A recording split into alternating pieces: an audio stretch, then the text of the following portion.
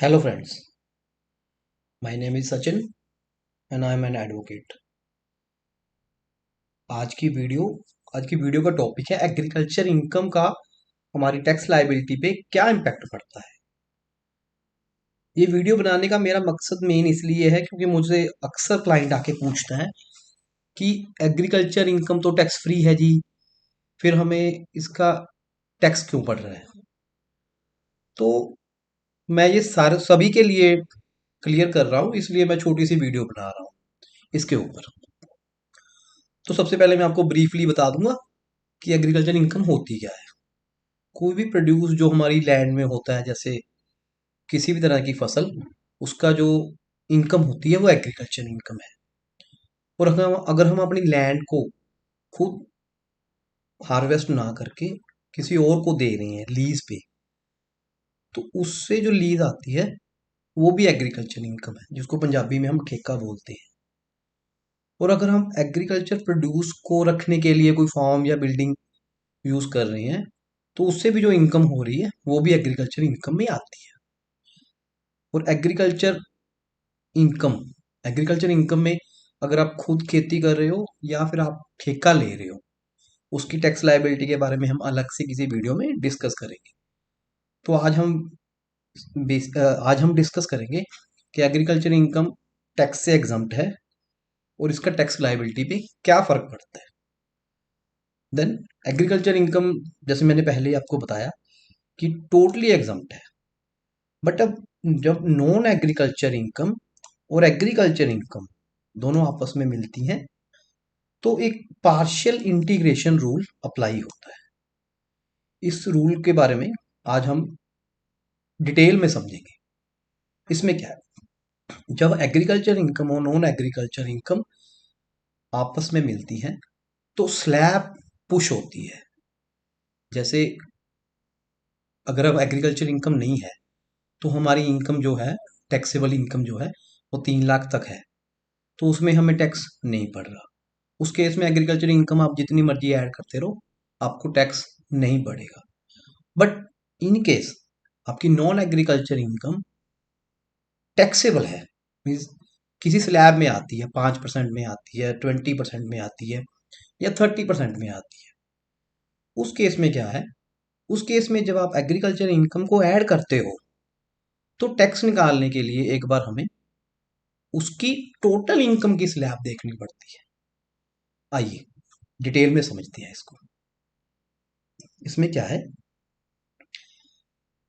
सबसे पहले हम क्या करेंगे, जैसे हमारी एग्रीकल्चर इनकम जो है वो सपोज करो 6 लाख है और नॉन एग्रीकल्चर इनकम जो है वो 4 लाख है।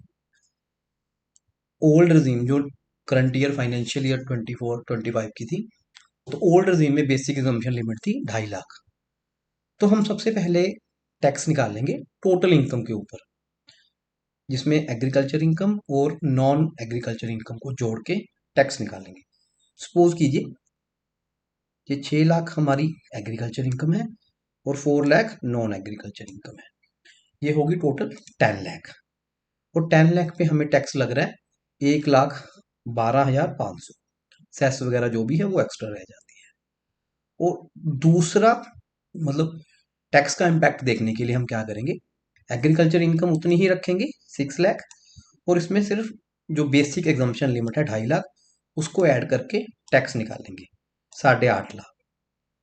10 लाख पे टैक्स पड़ रहा है हमें 1,12,500 और 8.5 लाख पे टैक्स पड़ रहा है 77,500। तो नेट टैक्स जो है इन दोनों को माइनस करके 1,12,500 और माइनस 77,500 मीन्स 35,000। मीन्स 35,000 जो टैक्स है वो सिर्फ एग्रीकल्चर इनकम ऐड करने पे हमें लग गया। अब आप समझ रहे हो मैं क्या कह रहा हूँ। इसका मतलब है कि एग्रीकल्चर इनकम ने जो टैक्स की लायबिलिटी थी वो 35,000 इंक्रीज कर दी। मीन्स हम 35,000 हायर ब्रैकेट में चले गए। एग्रीकल्चर इनकम खुद तो टैक्स फ्री है, बट फिर भी इसने जो हमारी नॉन एग्रीकल्चर इनकम के ऊपर टैक्स जो था वो 35,000 इंक्रीज कर दिया। मेरे ख्याल से आपको डिटेल में समझ आ गया होगा। अब इसको मैं एक चार्ट के जरिए आपको समझाता हूँ। जैसे कि अगर हमारी एग्रीकल्चर इनकम 2 लाख है और 3 लाख हमारी नॉन एग्रीकल्चर इनकम है जो कि बिलो द लिमिट है, तो टैक्स नहीं पड़ेगा। अगर हमारी एग्रीकल्चर इनकम 3 लाख है और नॉन एग्रीकल्चर इनकम 4 लाख है तो हमारी इनकम टोटल बन गई 7 लाख। इस पे क्या है कि 52,500 टैक्स लग रहा है टोटल देखने पे। और जैसे मैंने आपको बताया था, इस इनकम को 2.5 लाख रखने पे टैक्स लगेगा 12,500। मीन्स 40,000 टैक्स जो है वो सिर्फ एग्रीकल्चर इनकम के ऊपर लग गया। मीन्स 10% टैक्स सिर्फ एग्रीकल्चर इनकम ने इंक्रीज कर दिया। ऐसे ही जैसे जैसे इनकम बढ़ेगी वैसे वैसे ये फर्क पड़ रहा है। जैसे अगर हमारी एग्रीकल्चर इनकम 5 लाख है और नॉन एग्रीकल्चर 6 लाख है तो इसके ऊपर 80,000 तक एग्रीकल्चर इनकम पे फर्क पड़ गया। Okay, cancel. इस इससे क्या हुआ कि 30% तक एग्रीकल्चर इनकम ने हमारी टैक्स को इंक्रीज कर दिया। तो इसके लिए सिंपल सा फार्मूला है। जब आपने ये चेक करना है कि हमारी एग्रीकल्चर इनकम पे कितना टैक्स पड़ रहा है या फिर एग्रीकल्चर इनकम हमारे टैक्स को कितना इंक्रीज कर रही है, तो सबसे पहले आप एग्रीकल्चर इनकम और नॉन एग्रीकल्चर इनकम दोनों को मिला के टोटल पे टैक्स निकालेंगे। फिर आप एग्रीकल्चर इनकम और बेसिक एग्जम्पशन जो भी उस साल की है, जैसे इस साल की 2.5 लाख है ओल्ड रिजीम में, तो उसके ऊपर टैक्स निकालेंगे।